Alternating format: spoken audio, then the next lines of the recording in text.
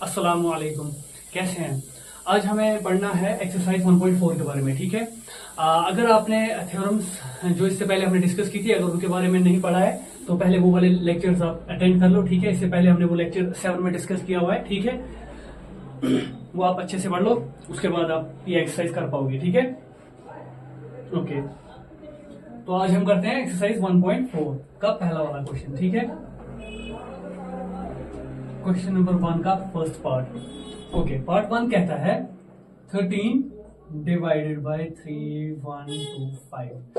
हाँ ठीक है, ये हमारा पार्ट फर्स्ट है। ठीक है, देखो क्वेश्चन 1 क्या कहता है without actually performing the long division method, long division.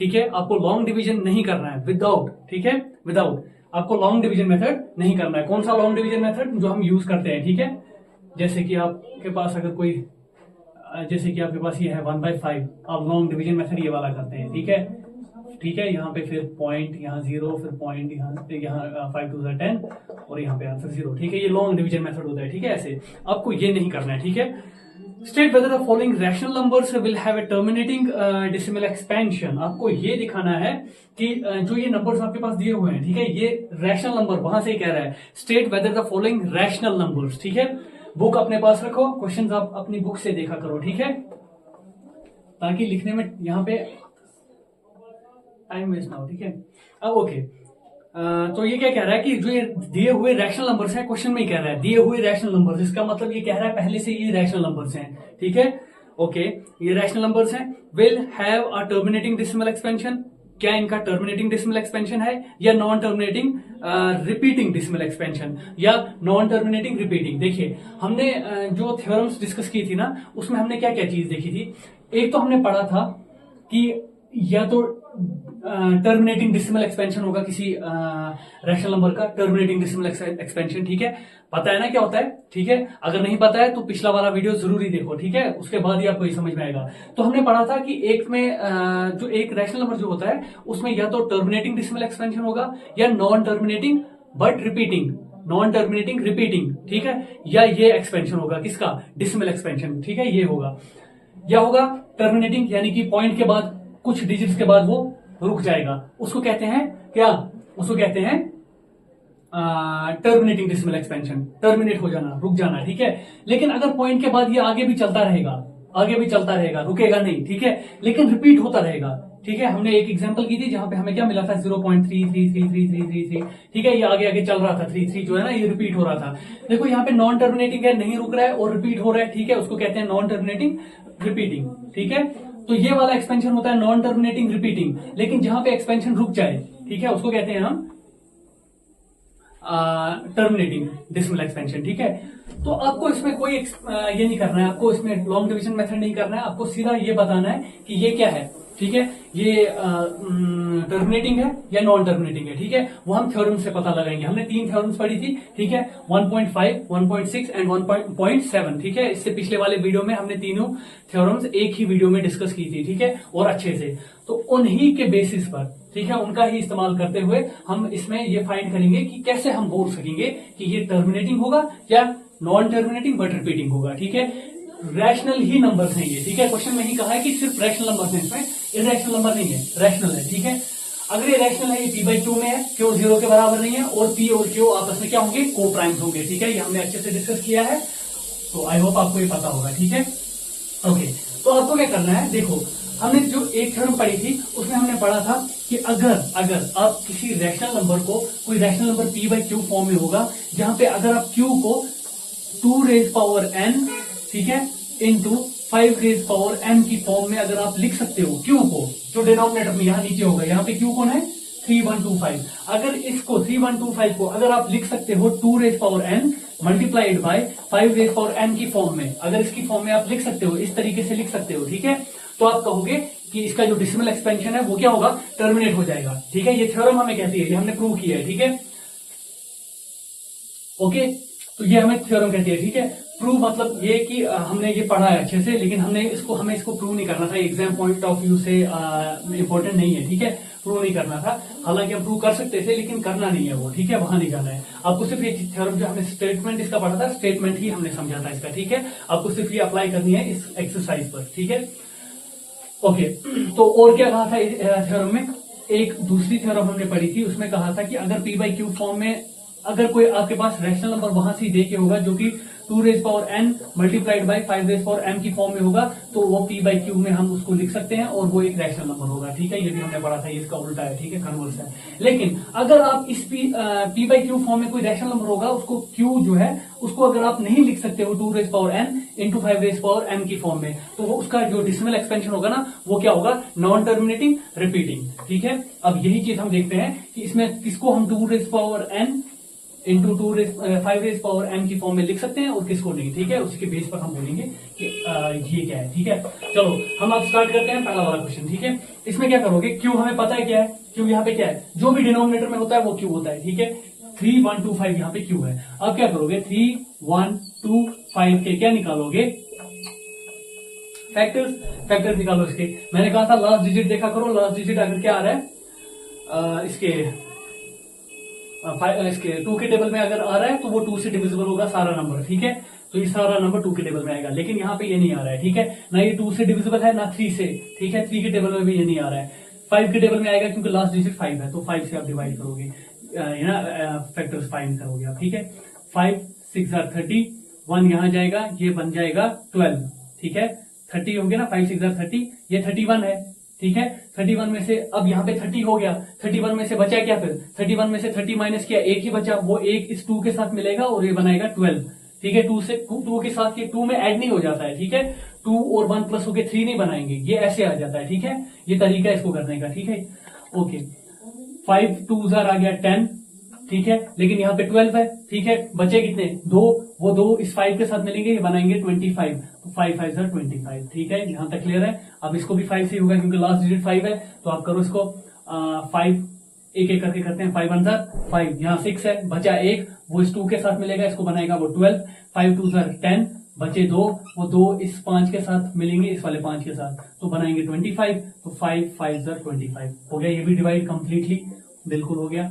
फिर से 5 से 5 2 जार 10, अब यहाँ पे कितना है? 2, वो 2 इस 5 के साथ मिलेगा, बनाएगा 25, 5 5 जार 25। ठीक है, ये तो हमें याद ही है, 5 5 जार 25 होता है। ठीक है, एंड 5 1 जार 5। ठीक है, अब देखो इसके फैक्टर्स क्या है।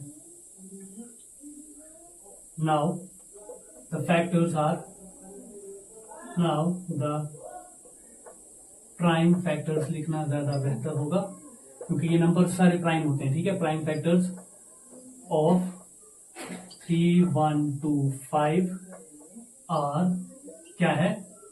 3 1 2 5 पहले लिखो is equal to 5 multiplied by 5 multiplied by 5 multiplied by 1 2 3 4 5 है यहाँ पे, 1 2 3 4 और 5। ठीक है, या देखो आपको मैंने एक बार हमने ये किया हुआ है, अगर 2 रेज पावर 3 होता था, इसका क्या मतलब होता है? 2 को 3 बार आप मल्टीप्लाई कर रहे हैं, यही मतलब होता है ना। वैसे यहाँ पे 5 है, कितनी बार? 5 बार, तो उसको लिखो 5 रेज पावर 5। उसका यही मतलब है ना, 5 को आप 5 बार मल्टीप्लाई कर रहे हो, 5 इंटू 5 इंटू 5 इंटू 5 इंटू 5। ठीक है, अब इसी चीज को आप यहाँ पे मल्टीप्लाई में अगर आप ऐसे इसको लिखोगे 2 रेज पावर 0, कोई असर पड़ेगा इस पर? मैंने कहा आपको कि आप किसी भी नंबर के ऊपर, ठीक है, चाहे वो 2 है, चाहे वो 5 है, चाहे वो 7 है, ठीक है, जो भी नंबर आप दोगे, ठीक है, अपनी मर्जी आपकी, कोई भी नंबर, उसके रेज पावर में, इसको रेज पावर कहते हैं। ठीक है, उसके पावर में अगर आप 0 लोगे ना, तो वो किसके बराबर होता है? 1 के बराबर होता है। ठीक है, anything raise to power 0 is equal to 1, कोई भी नंबर हो, ठीक है, या वेरिएबल हो, ठीक है, जिस पर भी पावर 0 चढ़ेगा वो 1 के बराबर हो जाएगा। तो मैं 2 ही क्यों ले रहा हूं? क्योंकि मैं इसको इस फॉर्म में लाना चाहता हूं। कौन सी वाली फॉर्म में? वो 2 raise power n into 5 raise power m की फॉर्म में। ठीक है, बिल्कुल आ रहा है ये, ठीक है, आ रहा है ना। या अगर आपको आप ऐसे लिखना चाहो तो ऐसे लिखो, या इसी चीज को आप ऐसे भी लिख सकते हो, पहले 2 रेज पावर 0 लिखो, उसके बाद मल्टीप्लाई में 5 रेज पावर 5 लिखो। ठीक है, एक ही सी तो बात है। ठीक है, अगर ये ऐसे होता 3 इंटू 5, ठीक है, वो कितना होता है? 3 5 15 होता है। अगर 5 इंटू 3 लिखेंगे, इसी का रिवर्स करेंगे, तो वो कितना होगा?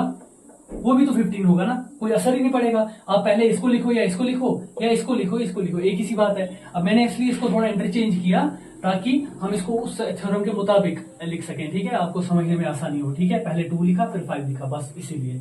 ठीक है, तो यहाँ पे आप क्या समझ रहे हैं, क्या देख रहे हैं कि आपने इसके डिनोमिनेटर को यानी कि Q को ठीक है, क्यू को आप लिख पाए 2 रेज पावर n, जहां पे n क्या है, where n is equal to 0, यहां n देखो 0 के बराबर है, and m is equal to 5, m 5 के बराबर है जो रेज पावर में है, ठीक है ना, वैसे ही, ठीक है। तो अब देखो इसको आप लिख पाए इस फॉर्म में, फिर आप कहेंगे therefore 13/3125 has a terminating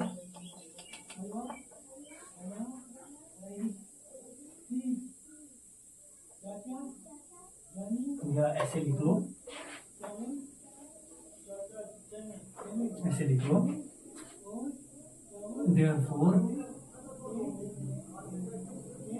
it can be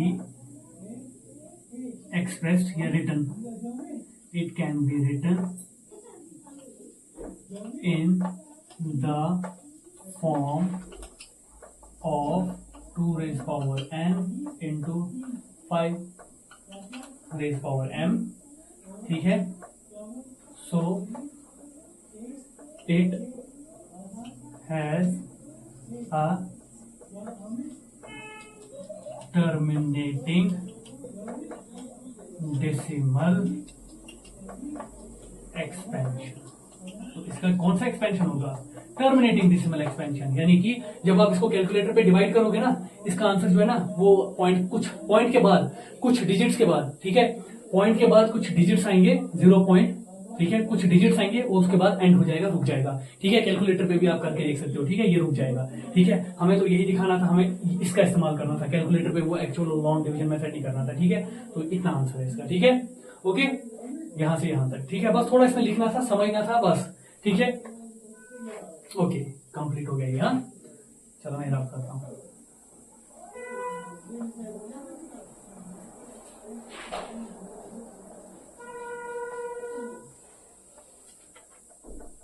अच्छा, नेक्स्ट क्वेश्चन करते हैं। देखो पार्ट सेकंड इसका, हाँ, 17 डिवाइडेड बाई 8, ठीक है। अब इसको सॉल्व करो। अब आपको क्या करना है, अब यहां देखो डिनोमिनेटर में कौन है, 8 है, तो क्यों यहाँ पे 8 है, तो 8 के फैक्टर्स निकालोगे आप, ठीक है। साइड में क्या निकालोगे, 8 के फैक्टर्स, 2 4 जार 8, ठीक है, 2 2 जार 4, 2 1 जार 2 आ गया। फिर आप यहां पे लिखोगे now the prime factors of 8 are, क्या है इसके प्राइम फैक्टर्स, 8 को हम लिख सकते हैं 2 मल्टीप्लाइड बाई 2 मल्टीप्लाइड बाई 2, ठीक है, विच इज इक्वल टू, इसी चीज को हम लिख सकते हैं 2 को रेज पावर 3, ठीक है, 2 रेज पावर 3, इसका क्या मतलब है, 2 को 3 बार मल्टीप्लाई किया जा रहा है, वही 1 रेज पावर, तो यहाँ पे यही इसकी जगह पे 3 2 की जगह पे हमने 2 रेज पावर 3 लिख दिया, ठीक है, लिख सकते हैं ना। मल्टीप्लाई में हम लिखेंगे यहाँ पे 5 रेज पावर 0, ठीक है, वही वाला तरीका, ठीक है। अब देखो ये आ गया इसी फॉर्म में, ठीक है। Therefore 17/8 can be written in the form of 2 raised power n into 5 raised power n. So 17/8 has a terminating, ठीक है, टर्मिनेटिंग डेसिमल एक्सपेंशन। अब आप इसका भी एक्सपेंशन करके देख सकते हो कैलकुलेटर पे, ठीक है। ये भी पॉइंट्स के बाद कुछ डिजिट्स आएंगे, उसके बाद ये टर्मिनेट हो जाएगा, रुक जाएगा, ठीक है, आगे नहीं चलेगा।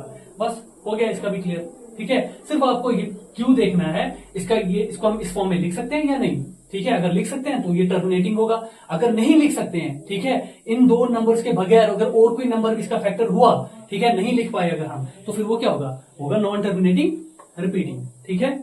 ये तो खत्म ही नहीं होगा और रिपीट होता जाएगा, ठीक है, ओके। तो हम यहां से ही करते हैं इसको स्टार्ट, बाकी मेथड तो वही है, सारा सेम है, ठीक है, बस ये नंबर चेंज होंगे, ठीक है।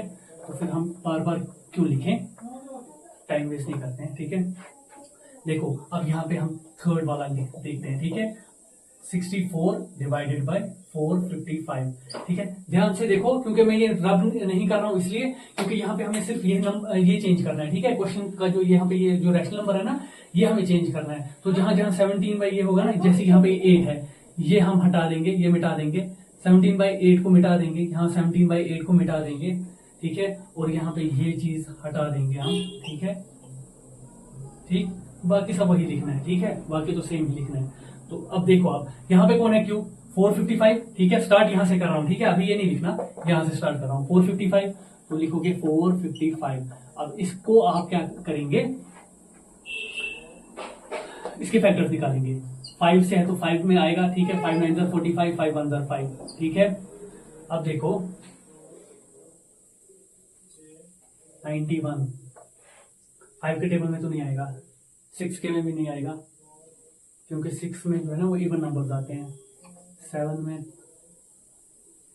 7 10 होता है 70, ठीक है। तो 10 तो नहीं होगा।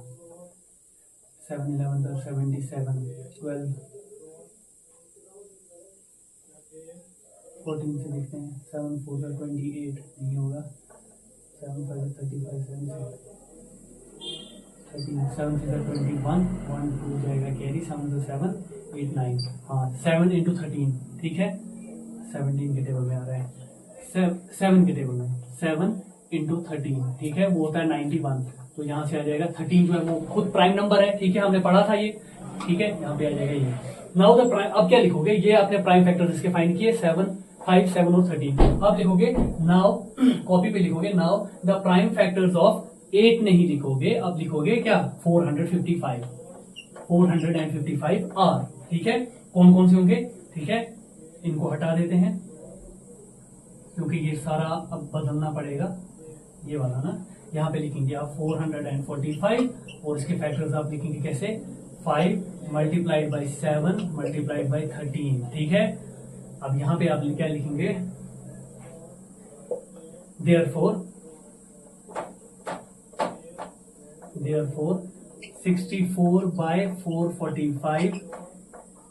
देखो इसमें 5 आ गया, 7 आ गया और क्या आ गया 13, ठीक है। आप इसको चाहें तो आप इसको 2 रेज पावर 0 भी लिख सकते हैं, लेकिन ना नहीं भी लिखोगे तो चलेगा। क्यों, क्योंकि 2, ठीक है, और 5 के अलावा, ठीक है, 5 को यहाँ पे रेज पावर 1 लिख सकते हैं, ठीक है। 2 और 5 के अलावा यहाँ पे 7 और 13 भी इसके फैक्टर्स आ गए। जबकि थ्योरम हमें क्या कहती है कि जब इसको 2 इंटू 5 2 रेज पावर n और 5 रेज पावर m की फॉर्म में लिख पाए तभी वो क्या होता है, उसका टर्मिनेटिंग डेसिमल एक्सपेंशन होता है। लेकिन यहाँ 7 और 13 भी है, 7 और 13 का थ्योरम में जिक्र नहीं है। इसका मतलब 13 और 17 या कोई भी नंबर 2 और 5 के अलावा कोई भी नंबर अगर इसमें आएगा, इसका मतलब वो जो है वो टर्मिनेटिंग डेसिमल एक्सपेंशन उसका नहीं होगा। तो इसका डेसिमल एक्सपेंशन क्या होगा, नॉन टर्मिनेटिंग, ठीक है। Non terminating can't be written in the form of 2 raised power n into 5 raised power m. So 64 by 445 has a non, ठीक है, has a non-terminating decimal, non-terminating and repeating, ठीक है। Repeat जरूरी होगा ये, क्योंकि हमने पढ़ा था रैशनल नंबर में यही चीजें होती है ना, या तो ये टर्मिनेट हो जाएगा या नॉन टर्मिनेट रहेगा लेकिन रिपीट होता जाएगा। तो बस यही दो चीजें हैं, टर्मिनेट नहीं हो रहा है इसका मतलब नॉन टर्मिनेट होगा, ठीक है, और क्या होगा, रिपीटिंग होगा, रिपीट होता रहेगा। रिपीटिंग को हम रिकरिंग भी कहते हैं, ठीक है, वो भी लिख सकते हो आप, ठीक है। तो क्या लिखा आपने, now the prime factors of this 445 are this, ठीक है। 64 by 455 can't be written in the form of this. So 64 by 455 has a non-terminating and repeating decimal expansion, ठीक है। तो इसका नॉन टर्मिनेटिंग और रिपीटिंग होगा, आप कैलकुलेटर पे करके देख सकते हो, ये वही निकलेगा, ठीक है। ओके, अच्छा यहाँ पे, हाँ देखो ऐसे ही करते रहना है। देखो यहाँ पे बहुत सारे एग्जाम्पल्स हैं, ये पार्ट्स हैं इसके, कुछ कितने हैं, 10 पार्ट्स हैं, ठीक है। तो पहले 3 हमने कर लिए, बाकी के आप लोग खुद करोगे, ठीक है, क्योंकि ये ज्यादा टाइम कंज्यूमिंग है, ठीक है, बार बार करते रहेंगे तो फिर टाइम बहुत ज्यादा लगेगा, वीडियो बहुत ज्यादा लंबा हो जाएगा, ठीक है। आप कोशिश करो। और पता है एक चीज है ना कि अगर सबके सब पार्ट्स हम यहाँ पे ही करेंगे ना, सबके सब क्वेश्चन यहाँ पे ही करेंगे, तो आप क्या सीखोगे? आपने सीख लिया, सबका मेथड सेम है, बस वही जो आपको सिखाया गया वही करना है सब में, ठीक है।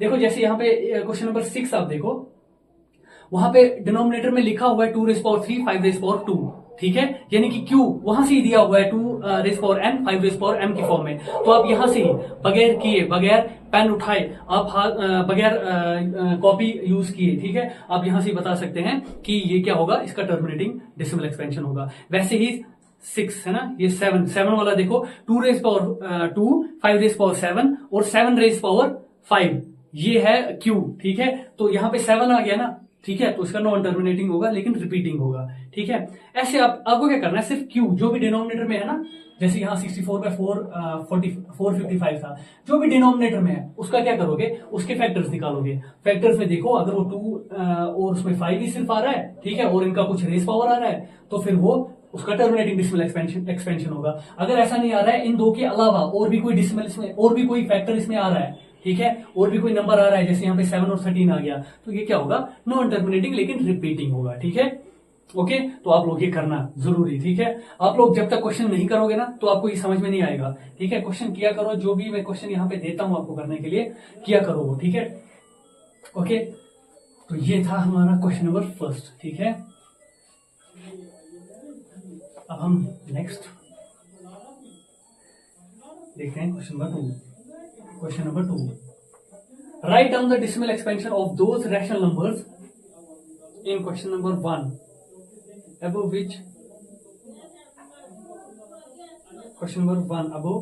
which have terminating decimal expansions. अच्छा, आपको क्या करना है, write down the decimal expansion.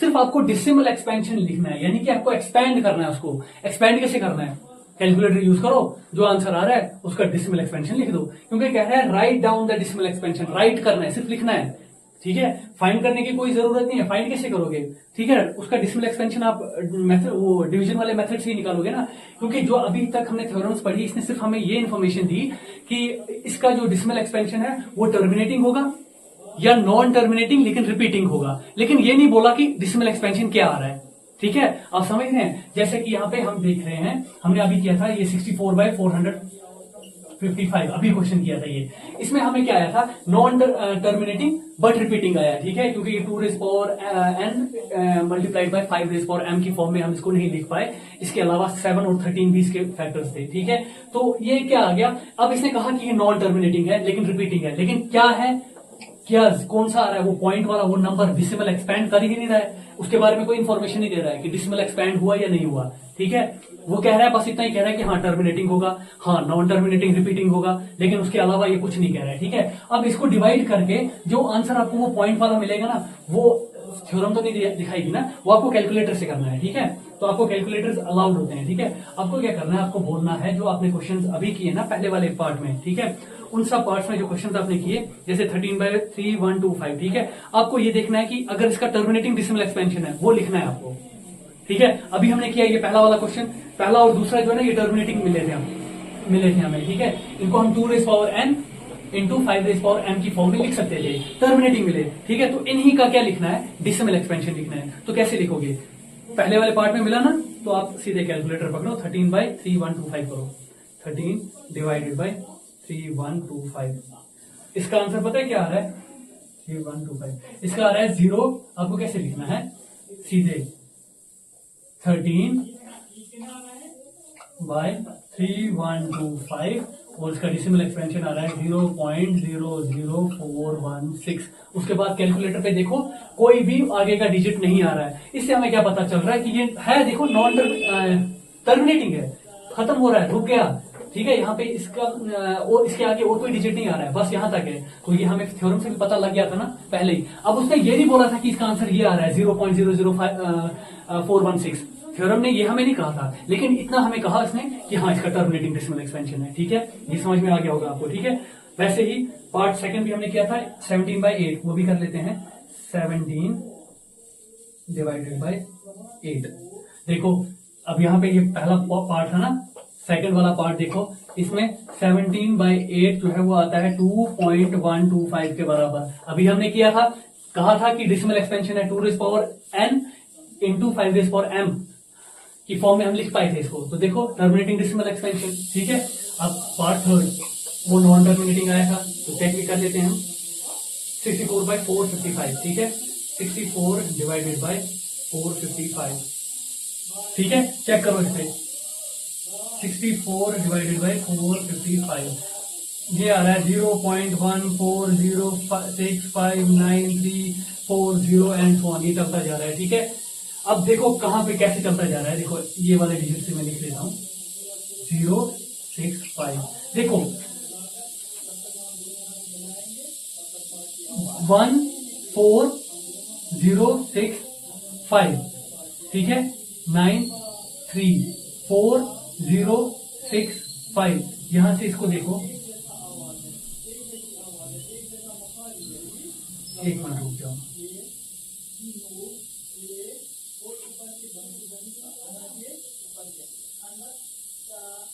इसका कंप्लीट ये देखते हैं, ज्यादा इससे ज्यादा डिजिट्स हम लाने की कोशिश करेंगे, ठीक है। पता है क्यों? जितने ज्यादा डिजिट्स आएंगे ना उतना ज्यादा हमें क्लियरेंस मिलेगी, ओके।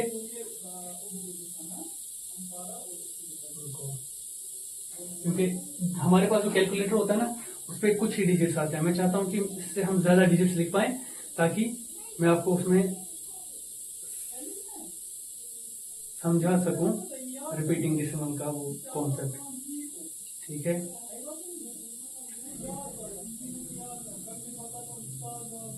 ठीक है यार, इसी कैलकुलेटर का यूज करते हैं, यही रखते हैं, ठीक है, मिल नहीं रहा है वो, ठीक है। तो देखो यहाँ पे क्या होगा, यहाँ पे इनके बाद ये रिपीट होता जाएगा, देखो यहाँ पे 4065, यहाँ पे 4065, ठीक है, उसके बाद भी शायद 93 आएगा, ठीक है। अब यहाँ आगे कोई डिजिट दिखा नहीं रहा है, ये क्यों नहीं दिखा रहा है? क्योंकि हमारे पास जो कैलकुलेटर्स होते हैं, ठीक है, वो कुछ ही डिजिट्स के होते हैं, ठीक है, इतने नहीं होते हैं कि वो आगे भी दिखा सके कुछ, मतलब ज्यादा डिजिट्स, जैसे कि कम से कम 20-25 डिजिट्स होने चाहिए, ठीक है। तो उससे हमें पता लग जाता है कि रिपीटिंग कैसे रिपीट हो रहा है, ठीक है।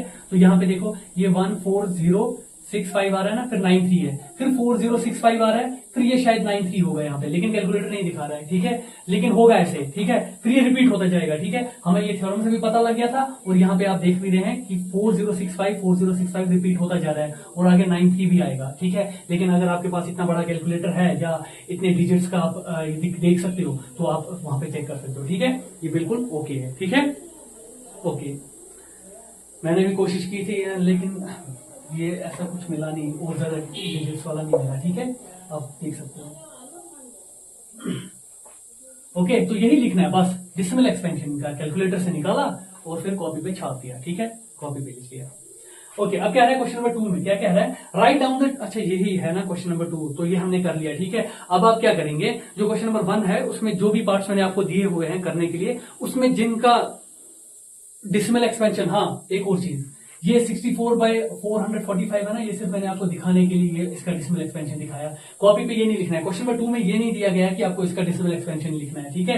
क्यों? क्योंकि इसमें कह रहा है ये डेसिमल एक्सपेंशन उन नंबर्स का लिखना है, those rational numbers in question 1 above which have terminating decimal expansion, जिनका डेसिमल एक्सपेंशन क्या है, टर्मिनेटिंग। इसका नॉन टर्मिनेटिंग है ना, तो ये लिखने की जरूरत नहीं है, ये आपको नहीं लिखना है, आपको फाइंड करना पड़ेगा। पहले तो हमने फाइंड किए, उसमें वो टर्मिनेटिंग डेसिमल एक्सपेंशन मिला, तो उसके लिए हमने फिर यहाँ पे उनका एक्सपेंशन लिख भी दिया, ठीक है। और जो बाकी क्वेश्चन हैं वो आपको मैंने जो घर के लिए दिए हैं, ठीक है, घर के लिए जो दिए हुए हैं, ठीक है, होमवर्क जो दिया हुआ है वो आप करो, उसमें देखो कि जो भी टर्मिनेटिंग डेसिमल एक्सपेंशन जिसका भी आ रहा है, और फिर उसके बाद क्या करोगे, क्वेश्चन नंबर 2 में उसका डेसिमल एक्सपेंशन कैलकुलेटर से कैलकुलेट करके उस पर छाप दोगे कॉपी पे, ठीक है, लिख दोगे, ठीक है, ओके। अब हम क्वेश्चन नंबर 3 करते हैं। इजी है ना, बिल्कुल इजी है, ठीक है, लेकिन ट्राई करना है इसको। The following real numbers have decimal expansions as given below, in each case decide whether they are rational or not. ये रैशनल हैं या नहीं, इसका मतलब है या ये रैशनल हो सकते हैं या इरेशनल हो सकते हैं, यहाँ पे आपको देखना है, ठीक है। कि यहाँ पे ये रैशनल नहीं दिए हुए हैं, कहा कि रैशनल, आपको ये नीचे एक्सपेंशन कुछ दिए हुए हैं, ठीक है, उन एक्सपेंशन का आपको ये बताना है कि ये रैशनल है या इरेशनल है, ठीक है, रैशनल और नॉट, रैशनल है या नहीं है। नहीं होने का क्या मतलब है, इरेशनल। ठीक है, रैशनल जो नहीं होगा वो इरेशनल ही होगा ना। नंबर्स यही तो इतने ही किस्म के होते हैं। ठीक है, रियल नंबर्स या तो रैशनल हो सकते हैं या इरेशनल हो सकते हैं। ठीक है, okay. If they are rational, अगर वो रैशनल है, and of the form P by Q, और किस फॉर्म में होंगे, पी बाई क्यू में, what can you say about the prime factors of Q. तो आप प्राइम फैक्टर्स ऑफ क्यू के बारे में क्या कह सकते हैं। ठीक है, ये भी आपको बोलना पड़ेगा इसके साथ साथ। ठीक है, हाँ तो बोलना ही है ना, तो बोल देंगे। ठीक है, देखो क्या कह रहा है, पार्ट फर्स्ट। ठीक है, क्वेश्चन समझो, उसके बाद फिर लिखो। 4 3.1 2 3 4 5 6 7 8 9 ये डेसिमल एक्सपेंशन है। ठीक है, दिया हुआ है पहले वाले पार्ट में। ठीक है, अब आपको इसके बारे में बोलना है। अब यहां से ही आप देख रहे हो, उसके बाद इसने कोई डेसिमल एक्सपेंशन नहीं दिया है। ठीक है, तो इसका मतलब ये इतने के बाद क्या हो रहा है, टर्मिनेट हो रहा है। 9 के बाद ये टर्मिनेट हो रहा है। ठीक है, याद रखना, यहाँ पे इतना ही दिया हुआ है, इसका मतलब 9 के बाद टर्मिनेट हो रहा है, यानी खत्म हो रहा है 9 पे ही। ठीक है, उसके बाद कोई डिजिट नहीं है। तो अगर टर्मिनेट हो रहा है, फिर आप क्या कह सकते हो, ये क्या होगा, सीधी सी बात है, एक रैशनल नंबर। ठीक है, तो आप यहां पे लिखोगे सिंस द गिवन नंबर। ठीक है, गिवन नंबर मतलब जो दिया हुआ नंबर है। ठीक है, since the given number,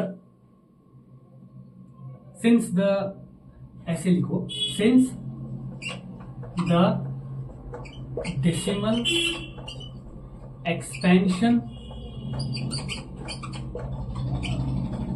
of the given number is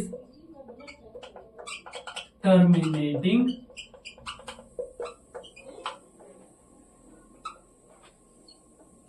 so since the decimal expansion of the given number is terminating, ठीक है, so it can be written, terminating है तो इसको लिख सकते हैं हम 2 raise power n multiplied by 5 raise power m की फॉर्म में, क्योंकि टर्मिनेटिंग है ना, रुक गया ना 9 के बाद और कोई डिजिट नहीं है। ठीक है, दिया नहीं है ना, बस इतना ही है। तो so it can be written in the form of 2 raise power n into 5 raise power m, therefore, बस इतना ही, और लिखने की जरूरत नहीं है। पूछा ही इतना है तो और क्या लिखना है। कह रहा है, इसने कहा था आपको बोलना ये रैशनल है या नहीं। ठीक है, since the decimal expansion terminating so it can be written in the form of, therefore, हाँ अब लिख लो ये भी, क्योंकि इसमें ये भी पूछा गया है कि ये रैशनल है या नहीं। ठीक है, therefore the given number is a rational number, ये भी पूछा है इसने। तो क्या कह रहा है कि आपको बोलना था इसके बारे में कि ये रैशनल है या नहीं, तो वो यहां पे हमने लिख लिया। ठीक है, और पूछा था अगर रैशनल है ना, and of the form P by Q, और पी बाई क्यू की फॉर्म में है, तो आपको बोलना है क्यू के बारे में आप क्या कह सकते हैं। ठीक है, देखो इसको हम पी बाई क्यू की फॉर्म में लिख सकते हैं। ठीक है, कैसे लिख सकते हैं, यहाँ पे आप इसको ऐसे इक्वल टू करके लिख सकते हो। कैसे, मैंने आपसे कहा था जब भी आपके पास ऐसे में होगा कोई पॉइंट में, जैसे 1.2 है, ठीक है, इसको आप ऐसे लिख सकते हो, पॉइंट आप यहां से क्या करोगे, इग्नोर कर दोगे, उसके बदले क्या लिखोगे 12, डिवाइड में लिखोगे पॉइंट के बदले 1, और पॉइंट के बाद जितने डिजिट्स आएंगे उनके बदले उतने 0। ठीक है, अब पॉइंट के बाद एक ही डिजिट है ना 2, तो फिर यहाँ पे एक 0, तो 12/10, देखो आप कैलकुलेटर में करके 12/10 1.2 ही निकलता है। ठीक है, अब वैसे ही इसको भी लिखना था। ठीक है, आप इसको ऐसे लिख सकते हो, कैसे, 4 3 1 2, पॉइंट इग्नोर करोगे। ठीक है, 4 3 1 2 3 4 5 6 7 8 9। ठीक है, डिवाइड में लिखोगे पॉइंट के बदले 1, और उसके बाद जितने डिजिट्स हैं उतने 0, 1 2 3 4 5 6 7 8 9, 9 0 है तो 1 2 3 4 5 6 7 8 9। ठीक है, आप ऐसे लिख सकते हो। ठीक है, अब इन 9 zeros के बदले, 9 zeros के बदले आप इसको सीधे डायरेक्ट, देखो ये क्या है, 1 और 9 zeros। ठीक है ना, तो आप इसको ऐसे भी लिख सकते हो, 10⁻⁹। ठीक है, 1 और 9 जीरो उसको कहते हैं, ठीक है, 10 रेज पावर 9। अब 10 के फैक्टर्स क्या होते हैं, 10 के, ठीक है, 10 के फैक्टर क्या होते हैं, 2 इंटू 5, 10 के बदले हम 2 इंटू 5 लिख सकते हैं ना, 2 5 से 10 होता है ना, तो फिर 10 की जगह पे मैं ऐसे अगर लिखूं, 10 ना लिखने के बजाय देखो 9 जो है ना, 9 रेज पावर में ही रखूंगा मैं, 9 वहां ही, सिर्फ 10 के बदले में बीच में लिखूंगा यहाँ पे 2 इंटू 5, 2 5 से 10 ही होता है ना, 10 के बदले मैंने लिखा 2 इंटू 5, रेज पावर में 9 ऐसे ही है जैसे था, है ना। अब यहाँ पे मैंने आपको सिखाया जब भी मल्टीप्लीकेशन में आप रेज पावर दोगे तो वो 2 का अपना रेज पावर अलग से जाता है और 5 का अपना रेज पावर अलग से जाएगा, ठीक है। तो इन दो की जगह पे मैं एक ही अलग अलग करके इनको पावर दे देता हूं। तो देखो यहाँ से भी आप देख सकते हैं, इसको हम लिख सकते हैं 2 raise power n multiplied by 5 raise power m की फॉर्म में। ये लिखना नहीं है, कॉपी पे नहीं लिखना, कॉपी पे बस इतना लिख देना, ये लिखने की जरूरत नहीं है। ये मैंने आपको समझाने के लिए कहा कि आप इसको कैसे 2 raise power n multiplied by 5 raise power m की फॉर्म में लिख सकते हैं, ठीक है, ये वाला। तो यहां से भी आप कह सकते हो कि इसको आप लिख सकते हो। इसीलिए जो मैंने बात आपसे कही कि so it can be written in the form of this, हवाई बात नहीं थी, ठीक है, ऐसी हवाई बात हमने नहीं की। देखो यहां से साबित हो गया ना, 2 raise power 9 multiplied by 5 raise power 9, तो यहाँ पे क्या है, n भी हमारा 9 के बराबर है और m भी हमारा क्या है, 9 के बराबर है। तो उससे हमें इजीली साबित हो जाता है, थ्योरम से हम कह सकते हैं हाँ जी ये क्या होगा, टर्मिनेटिंग डेसिमल एक्सपेंशन इसका होगा, टर्मिनेटिंग डेसिमल एक्सपेंशन होगा इसका, ठीक है। तो इतना लिख लो, ठीक है। अगर ये भी ऐड कर लोगे साइड में लिख सकते हो, ठीक है, तो बेहतर रहेगा, आपको समझ में आएगा, ठीक है। ओके, नेक्स्ट पार्ट करते हैं।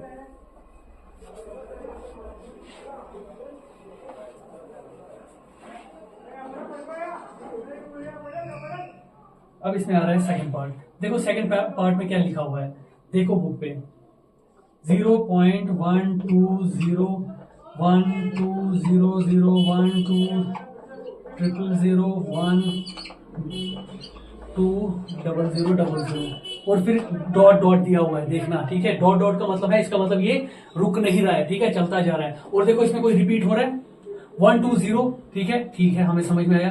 फिर 1 2 फिर 00 बीच में आ गया, रिपीट नहीं हुआ, यहाँ पे सिंगल जीरो है, ठीक है, यहाँ पे भी सिंगल जीरो होना था, तब हम कहते हैं हाँ रिपीट हो रहा है, ठीक है। यहाँ पे देखो 1 2 फिर उसके बाद 000 आ रहा है, सिंगल जीरो आना था ना, तो यहाँ ट्रिपल, यहाँ पे 4 बार जीरो आ रहा है, 4 टाइम्स जीरो आ रहा है। तो इसका क्या मतलब है कि ये बढ़ता जा रहा है, इसमें फिर नंबर जो रिपीट नहीं हो रहे हैं, ठीक है। यहाँ पे 1 0 था, 2 0, 3 0, 4 0, आगे 5 0 आएंगे, 6 0 आएगा, ठीक है, 7 0 आएंगे। तो इसका मतलब ये रिपीट नहीं हो रहा है। तो ये क्या है, इसको आप क्या लिख सकते हो फिर,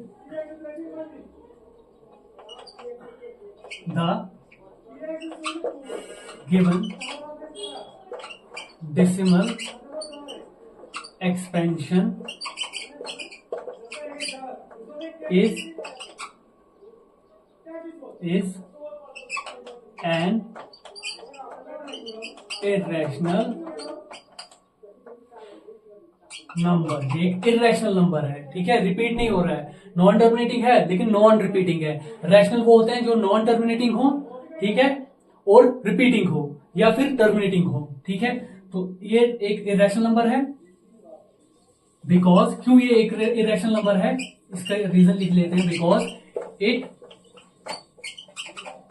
cannot be written,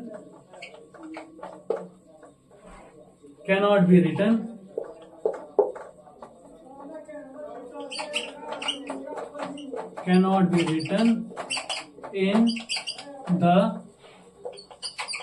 form of 2 raised power n into 5 raised power m, ठीक है। इसको हम नहीं लिख सकते हैं इस फॉर्म में, ठीक है। तो ये क्या है, एक इरेशनल नंबर है, ठीक है। ओके, आ जाओ अब पार्ट नंबर 3 पे, ठीक है, इतना ही लिखना है बस, ठीक, जितना पूछा था। उसने कहा था कि अगर ये रैशनल है तब हमें बोलना था कि इसको ये इसके बारे में बोलना था कि क्या कह रहा था ये, what can you say about the prime factors of Q के प्राइम फैक्टर्स के बारे में बोलना था। लेकिन अभी इरेशनल है, यहाँ पे इसके बारे में बोलना ही नहीं है, ठीक है, बात ही नहीं करनी, बस ये इतना ही आंसर है, ठीक है। ओके, नेक्स्ट वाला,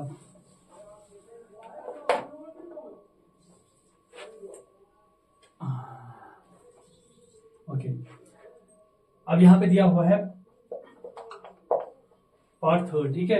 अब देखो उसमें क्या है पार्ट 3 में, अरे यार